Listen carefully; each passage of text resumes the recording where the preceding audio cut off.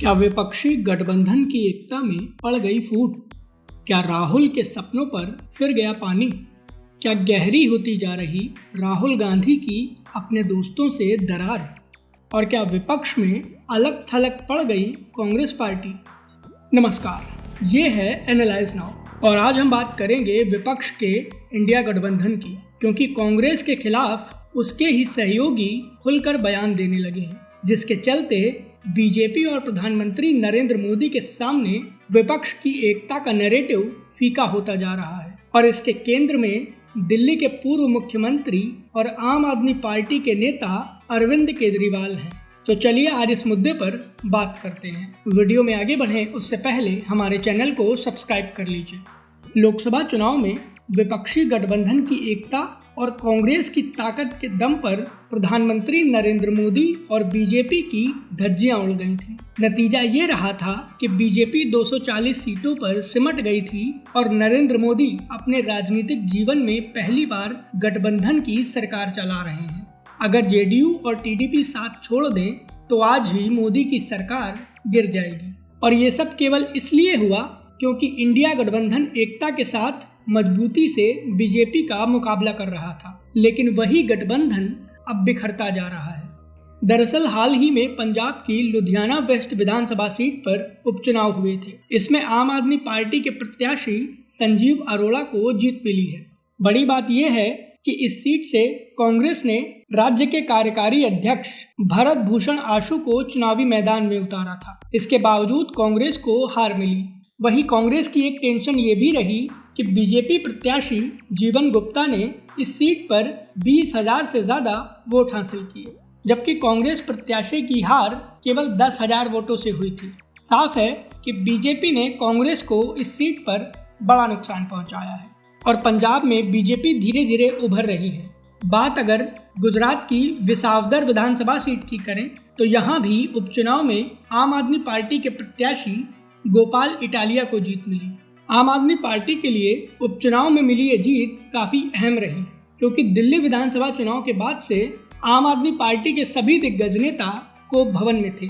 इन दोनों ही सीटों पर जीत मिलने के बाद आम आदमी पार्टी के मुखिया अरविंद केजरीवाल ने जो कहा वो ज्यादा इम्पोर्टेंट है। उन्होंने कहा कि बीजेपी का मुकाबला करने के लिए आम आदमी पार्टी सबसे बेस्ट ऑप्शन है, क्योंकि गुजरात तक में अब जनता बीजेपी और कांग्रेस दोनों को नकार रही है। अरविंद केजरीवाल ने यह भी कहा कि कांग्रेस सीधे तौर पर आम आदमी पार्टी को नुकसान पहुंचाने के लिए बीजेपी का साथ देती है और इसके चलते ही पंजाब विधानसभा चुनाव को लेकर सियासत गर्म हो गई है। इसकी वजह यह भी है कि मुख्य मुकाबला पंजाब में आम आदमी पार्टी और कांग्रेस के बीच ही होगा। वहीं बात गुजरात की करें तो आम आदमी पार्टी ने पिछले चुनाव में 5 सीटों पर जीत हासिल करके कांग्रेस को बड़ा नुकसान पहुंचाया था। पूरे गुजरात में आम आदमी पार्टी को 4% वोट मिला था। आम आदमी पार्टी के विस्तार में गुजरात अहम रहा। नतीजा ये कि कांग्रेस गुजरात में महज 17 सीटों पर सिकुड़ गई थी। राहुल गांधी की लीडरशिप में कांग्रेस पार्टी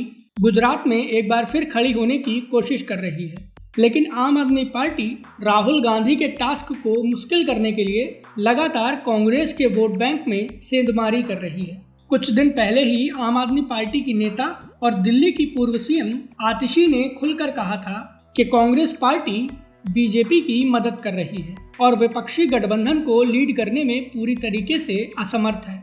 आतिशी ने विपक्षी दलों को संकेत दिया था कि उन्हें अब कांग्रेस से उम्मीद छोड़कर तीसरे मोर्चे के बारे में सोचना चाहिए। इससे पहले हरियाणा और दिल्ली के विधानसभा चुनाव में आम आदमी पार्टी और कांग्रेस ने एक दूसरे को तगड़ा नुकसान पहुंचाया था। नतीजा ये कि बीजेपी ने दोनों ही राज्यों में आम आदमी पार्टी और कांग्रेस की लड़ाई का फायदा उठाकर प्रचंड जीत हासिल की और इसके चलते ही गुजरात और पंजाब का विधानसभा चुनाव काफी दिलचस्प हो गया है। और सवाल उठने लगे हैं कि क्या विपक्षी गठबंधन यानी इंडिया गठबंधन के खात्मे की वजह आम आदमी पार्टी और कांग्रेस की लड़ाई ही बनेगी, क्योंकि महाराष्ट्र में विपक्ष चुनाव के बाद से बिखरा हुआ है। अकेला यूपी बचा है जहां पे समाजवादी पार्टी और कांग्रेस का गठबंधन है।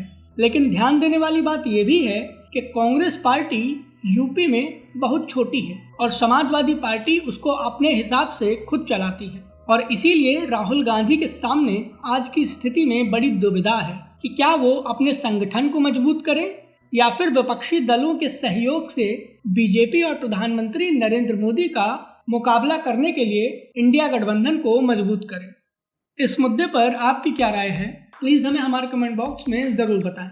वीडियो पसंद आया हो तो इसे लाइक करें और हमें सपोर्ट करने के लिए हमारे वीडियो को ज़्यादा से ज़्यादा शेयर करें।